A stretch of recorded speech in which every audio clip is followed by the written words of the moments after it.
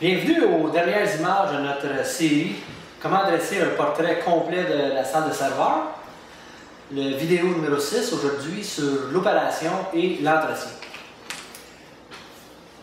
Maintenant que vous avez travaillé fort, que vous savez comment documenter les aspects de l'aménagement, de l'électricité, de la climatisation et des autres systèmes, vous pouvez commencer à envisager une vacance bien méritée. Il ne vous reste plus qu'à garder la salle jeune et fringante. Le premier point, évidemment, c'est de conserver les bénéfices de tous les efforts que vous avez mis pour documenter votre salle, c'est-à-dire de garder la documentation bien à jour. Les plans doivent demeurer à jour. Lorsqu'on fait des changements, on prépare des nouveaux plans, on les met à jour suite aux travaux. L'identification des équipements doit se faire au fur et à mesure pour prendre de retard là-dessus.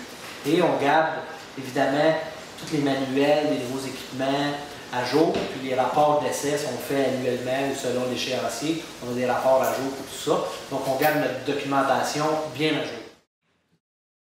Le prochain item à s'occuper, c'est l'entretien des équipements.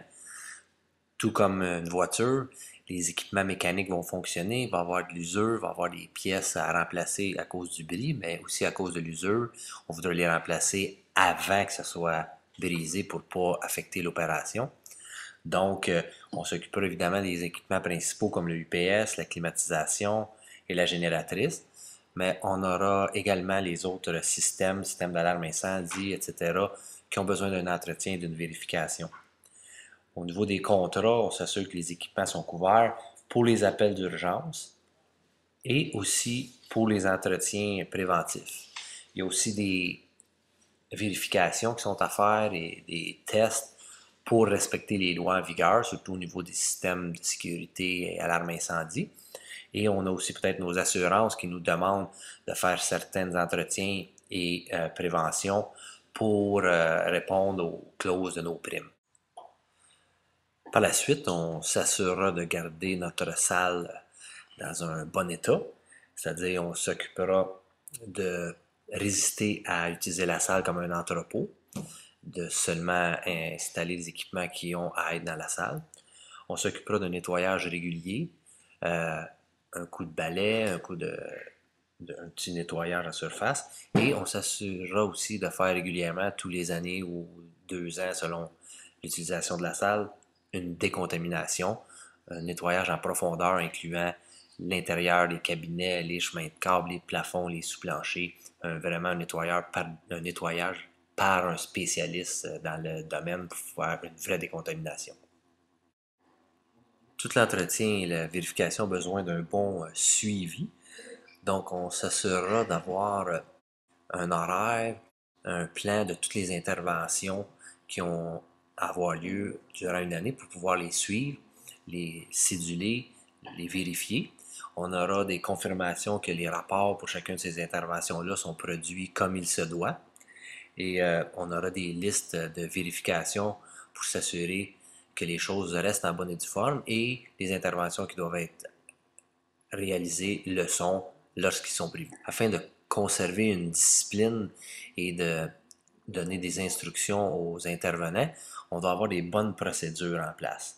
Pour les choses plus régulières, comme l'ajout de circuits électriques, par exemple, on aura une procédure pour s'assurer que l'identification est faite, que les vérifications sont faites avant de brancher, l'addition de serveurs, comment on procède, et aussi, par exemple, pour les appels d'urgence, qui doit faire quoi, quels sont les numéros, quelle est la procédure. Donc, on a des bonnes procédures en place pour que tout le monde sache quoi faire et comment intervenir.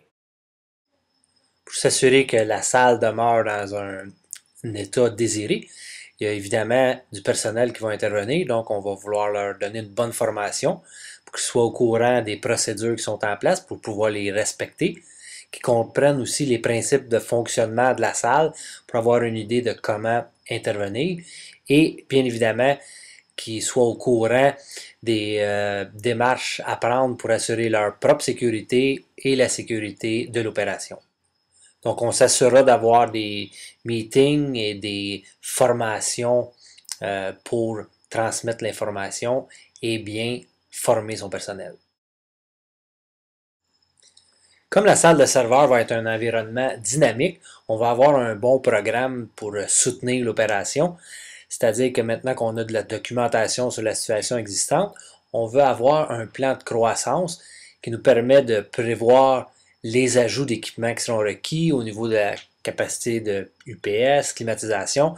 Donc, on peut prévenir les coûts, on peut planifier à l'avance et prévenir les interventions qui seront requises.